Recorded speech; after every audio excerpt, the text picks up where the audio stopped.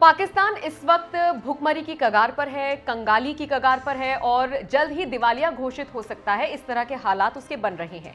अब यहां पर एक सवाल सबके जहन में है और वो सवाल ये है कि ऐसे वक्त में नाविद सर पाकिस्तान की मदद कौन करेगा, क्योंकि जो उसके मित्र देश हुआ करते थे, जिनको पाकिस्तान भाई भाई बोला करता था, वो देश भी अब कन्नी काट रहे हैं। मसलन सऊदी अरब या फिर यूएई, और ये वो देश है जो पहले पाकिस्तान की मदद करते रहे हैं। तो अब ऐसी कौन सी वजह है?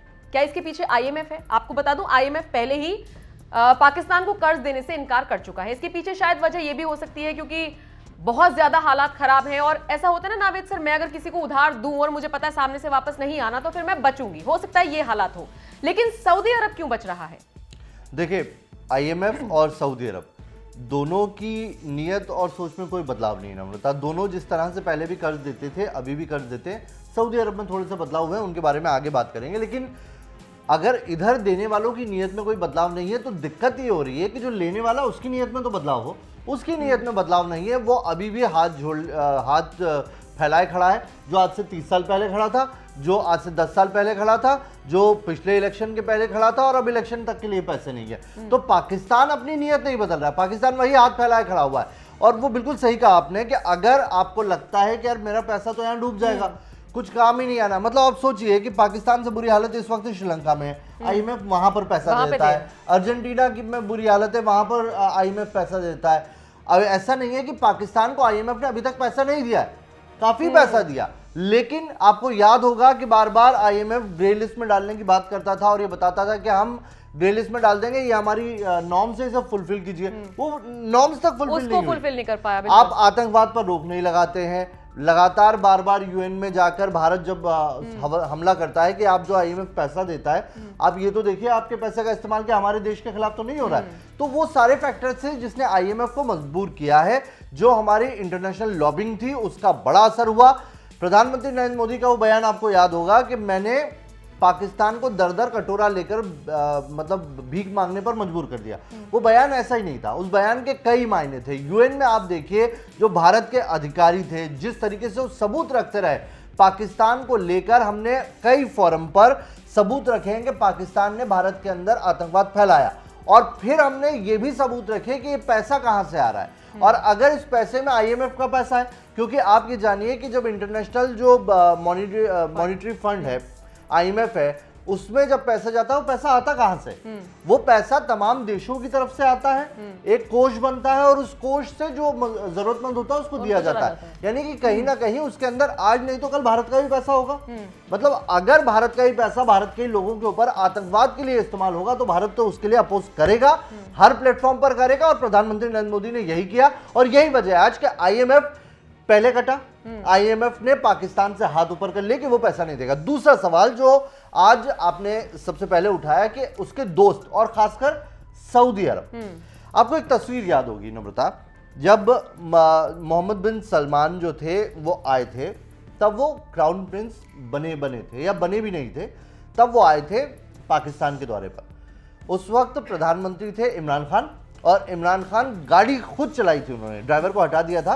इस साइड मोहम्मद बिन सलमान बैठे थे, इस साइड इमरान खान बैठे थे और गाड़ी चला के गए थे। तस्वीरें बहुत वायरल हुई थी। उसके बाद वो उनकी फैमिली से भी मिले हैं, सब मुलाकात हुई है। ऐसा लगा कि बिल्कुल सऊदी अरब तो बिल्कुल पाकिस्तान बिल्कुल ऐसे है, यार भारत तो बहुत पीछा रह गया। इस तरह की वहाँ की मीडिया ने बहुत प्रोपेगेंडा किया। ये सब चीज़ें हुई। उसके बाद वो क्राउन प्रिंस बन गए। पाकिस्तान में खूब जश्न हुआ कि अब तो हमारे दिन सुधर गए, क्योंकि इससे पहले तक सऊदी अरब पैसे लेता आया पाकिस्तान सऊदी अरब से, और वो देता आया। लेकिन मोहम्मद बिन सलमान क्राउन प्रिंस बने और उसके बाद पाकिस्तान के लिए खेल उल्टा हो गया। उसके पीछे दो वजह थी। एक वजह तो मोहम्मद बिन सलमान जैसे ही बने क्राउन प्रिंस, उन्होंने कुछ नियम बदल दिए। उन्होंने कहा कि अब देखिए, वो थोड़े मॉडर्न, उनकी सोच में कहा अब सऊदी के अंदर औरतें अगर गाड़ी चला रही हैं उनको लाइसेंस दिया जा रहा है, तो ये सिर्फ मोहम्मद बिन सलमान की वजह से, क्योंकि वहां पर बहुत रूढ़िवादिता थी और ये आदमी उस रूढ़िवादिता को तोड़ रहा है। वहां पर लोगों को और खासकर जो औरतें हैं उनके लिए बहुत लिबरल कानून लेके आ रहा है। तो उसी के साथ इन्होंने एक और कानून ये भी किया है कि अब जो पैसे देते रहे थे हम, वो ऐसे ही नहीं जाएंगे। जो कोच बनाए गए हैं उनको कुछ अथॉरिटीज है उनके अंदर ला दिया गया है। जैसे रियाद अथॉरिटी जो है वो वहाँ की सबसे पावरफुल अथॉरिटी है। जो भी हम पैसा किसी मुल्क को देंगे तो वो रियाद अथॉरिटी उस पर अप्रूव करेगी तब जाएगा। मतलब अब ऐसा नहीं कि आंख बंद करके हम तुम्हें पैसा देते रहेंगे तुम लेते रहो। हमें भी देखना है कि हमारा फायदा कहां पर है। वो फायदा कहां से आएगा उसके बारे में मैं आपको बताऊंगा कैसे वहां पर भी भारत का एजेंडा है। लेकिन दूसरी सबसे बड़ी वजह थी, जब मोहम्मद बिन सलमान पाकिस्तान गए, उन्होंने घड़ी दी थी इमरान खान को। हाँ, घड़ी गिफ्ट दी थी, जेल की जगह। एकदम। वो घड़ी जो थी बहुत एक्सक्लूसिव घड़ी थी, वो सोने और चांदी, मतलब सोने की पूरी घड़ी थी, उसमें हीरे की नक्काशी थी, और वो उस कंपनी ने महज 2 घड़ी बनाई थी। एक मोहम्मद बिन सलमान के पास थी और उन्होंने बतौर दोस्त वो घड़ी उठा के इमरान खान को दे दी। इमरान खान कंपनी बनाने वाला भी एक ही था, उसने 2 ही घड़ी पूरे उसमें बनाई। इमरान खान ने पीछे खाने से उसको भेज दिया। दुबई के एक आदमी ने खरीदा। दुबई के उस आदमी को लगा कि यार, दुबई के आदमी ने दुकान वाले को बताया, दुकान वाले ने कहा यार ये घड़ी तो वो घड़ी है जो 2 ही बनी है। उसने उस कंपनी को फोन किया कि भैया तुमने क्या और भी बनाई है, मेरे पास एक घड़ी बिकने आई। बोले हमने तो 2 बनाई थी, एक उनके पास है, उन्होंने ही खरीदी थी, उन्होंने किसी को गिफ्ट की थी। उन्होंने मोहम्मद बिन सलमान को फोन कर दिया कंपनी वालों ने, और तब जाकर इमरान खान का झूठ सामने आया। मतलब आप गिफ्ट तक भेज दो तो उधार क्या दोगे। तो मतलब कुल मिला के एक ये निष्कर्ष निकलता है, जो हर बार निकलता है, कि पाकिस्तान किसी का सगा नहीं है। मतलब जो उसके साथ दोस्ती निभा रहे हैं, मतलब कितनी अच्छी कहानी आपने इतने आसान शब्दों में समझाई, उससे आप भी समझ गए होंगे कि पाकिस्तान में चाहे फिर इमरान खान की सरकार रही हो या शहबाज शरीफ की, ये लोग किसी के नहीं है। और इसी से आप अंदाजा लगा सकते हैं कि सऊदी अरब अपने कदम पीछे क्यों खींच रहा है। एक चीज मुझे यहां पर समझ में आ रही है नावेद सर, कि भारत से जो बिगड़े हुए रिश्ते हैं पाकिस्तान के, उसकी भी एक वजह है कि सऊदी अरब अपने हाथ पीछे खींच रहा है। क्योंकि जैसा आपने आईएमएफ का पूरा ये समझाया, कहीं ना कहीं पैसा गया हुआ है भारत से, और अगर अपने ही खिलाफ यूज होगा तो निश्चित तौर पर ऐसा नहीं चाहेगा आईएमएफ भी। और दूसरी बात, सऊदी अरब के भारत से बहुत अच्छे संबंध हैं, तो भारत से नहीं बिगाड़ना चाहेगा। संबंध भी और संबंध बनाना भी चाहता है। देखिए सऊदी अरब जो है, सऊदी अरब में 2 चीजें हैं नम्रता, जिससे वहां पर इकोनॉमी चलती है। एक है तेल, और दूसरा है सऊदी अरब। बाकी मुस्लिम कंट्रीज की बात नहीं कर रहा हूं मैं। सऊदी अरब में तेल सबसे बड़ा था उनका, और उसके बाद अब दूसरा अगर उनका कोई पैसा अर्निंग का चीज है तो वो है हज।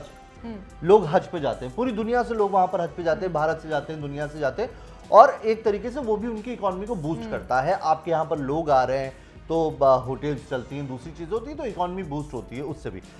तेल को लेकर सऊदी अरब, आप तेल कितना निकाल लोगे जमीन से, जो होगा अब ये तो नहीं पता, डिस्क्लोज नहीं किया, क्योंकि उससे फर्क पड़ता है इकोनॉमी पर।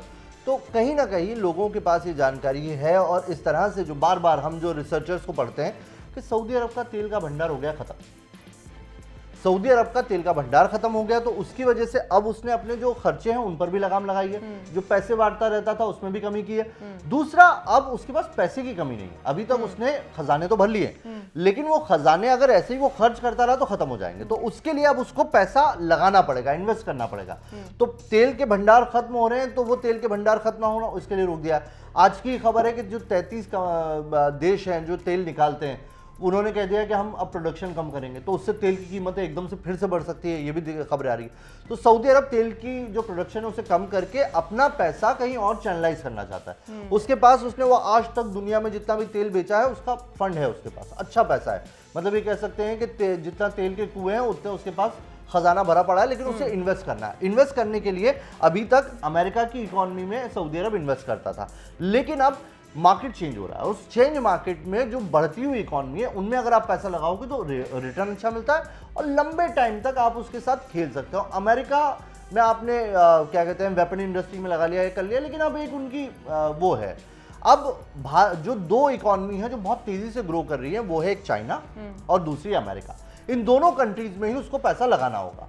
दूसरी चीज है, चाइना के अंदर बहुत सारी चीजें जो क्लियर नहीं है, तो आप अपना पैसा भी लगाओ, और वहां पर खौफ भी हो कि कब सरकार वो कर ले। कोई जैकमा गायब हो गए थे, तो पता ही नहीं होता, हम किसी को ऊपर पैसा लगाएं, वो आदमी गायब भी हो जाए, कुछ हो जाए। तो सेफ है सऊदी अरब के लिए भारत, और भारत में अगर उसको इन्वेस्ट करना है तो भारत की शर्तों पे चलना पड़ेगा। और यही वजह है कि पाकिस्तान से दूरियां बनाता हुआ नजर आ रहा है सऊदी अरब। भाई भाई बस बहुत हो गया, अब थोड़ा सा, जैसे कि सर ने भी कहा कि जो एक पूरा उसके पास पैसा है उसको तो उसने रख लिया है, लेकिन अब उसको इन्वेस्टमेंट चाहिए। वो उस जगह पर पैसा क्यों लगाएगा जहां से उसको पता है पहला कर्जा तो आया नहीं है, और ये तो पता नहीं कहां मर जाएगा, क्योंकि अर्थव्यवस्था पूरी तरीके से पाकिस्तान की खत्म हो गई है। हमने इस पर पहले भी एक वीडियो बनाई थी, डिस्कशन किया था, जिसमें बताया था कि एक्सपायरी डेट जल्द ही पाकिस्तान की आ सकती है। कोई ऐसा देश नहीं है जो इस वक्त पाकिस्तान की मदद के लिए खड़ा हो रहा हो। लेकिन एक बात जरूर मैं कहूंगी नावेद सर, कि अगर पाकिस्तान ने थोड़ी सी अपनी अकल दिखाई होती, भारत के साथ अपने संबंध सही रखे होते, तो फिर भारत भी बहुत दरिया दिल है। भारत तो खुद मदद करता ही, सऊदी अरब को भी कन्विंस कर सकता था कि आप मदद कर दीजिए, लेकिन वो कर्मों का फल अपना भुगत रहा है। जाते जाते कोई और बात आप कहना चाहें? देखिए, सबसे बड़ी दिक्कत तो यही है कि जो सोच, मैंने कहा था नीयत जब तक पाकिस्तान नहीं बदलेगा तब तक उसका कुछ नहीं होना है। नीयत एक तो पैसा लेने वाली, इस वजह से अब उसको भीख मिलना बंद हो गई। मैं उधार नहीं कहूंगा, इसे भीख ही कहूंगा, क्योंकि उधार एक हद तक दिया जाता है और उधार वो होता है जो लौटाया जाता है। जो आपको लौटाना ही नहीं है, आपने मन में मान लिया कि पैसा मुझे लेना है और मैंने इसे खा जाना है। मतलब वहाँ के जो नेता हैं, जो पीएम है, वो पैसा लेते हैं उधार से और उसको खा के अपनी जेब भर के देश बाहर जाते हैं। तो ऐसे को भीख ही कहा जाता है। आपको पहली नीयत तो ये चेंज करनी पड़ेगी पाकिस्तान को, और दूसरी नीयत जो भारत का नुकसान करने की उनकी नीयत है ना, जिसकी वजह से वो सेना और इक्विपमेंट और इन सब चीज़ों में पैसा खर्च करता है, वो पैसा कम हो जाएगा ना। जब आपको लड़ना ही नहीं है, मेरे को सिर्फ डेवलप करना है, मेरे लोगों का पैसा बनना है, तो मैं हथियार क्यों खरीदूंगा? आप बनाते रहो परमाणु, भूखे मरेंगे लोग और आप परमाणु हाथ में रख के बोलो कि हम सेफ रहेंगे। तो ऐसी जो सुरक्षा है वो किसी को नहीं चाहिए। कल को गृह युद्ध छिड़ेगा, अभी तारीख आएगी नम्रता, और मैं हम दोनों ये जो आज चर्चा कर रहे हैं यही चर्चा उस दिन बताएंगे कि अभी तारीख आएगी और पाकिस्तान के अंदर लोग एक दूसरे का कत्ल करेंगे, वहां की सरकार को गिराएंगे और सेना एक बार फिर से तख्ता पलट करेगी। तो पाकिस्तान के हालात बिल्कुल बेकार होते जा रहे हैं, होने वाले हैं। और वो अलग बात है कि पाकिस्तानी सरकार में जो मंत्री हैं वो अपनी आवाम को समझा रहे हैं कि हमें पैसा मिल जाएगा, सब कुछ ठीक हो जाएगा, लेकिन लक्षण नहीं लग रहे कि ठीक होगा। अब आप इस पूरे घटनाक्रम पर क्या राय रखते हैं, इस पूरी खबर को लेकर आपकी क्या राय है, कमेंट करके जरूर बताइएगा।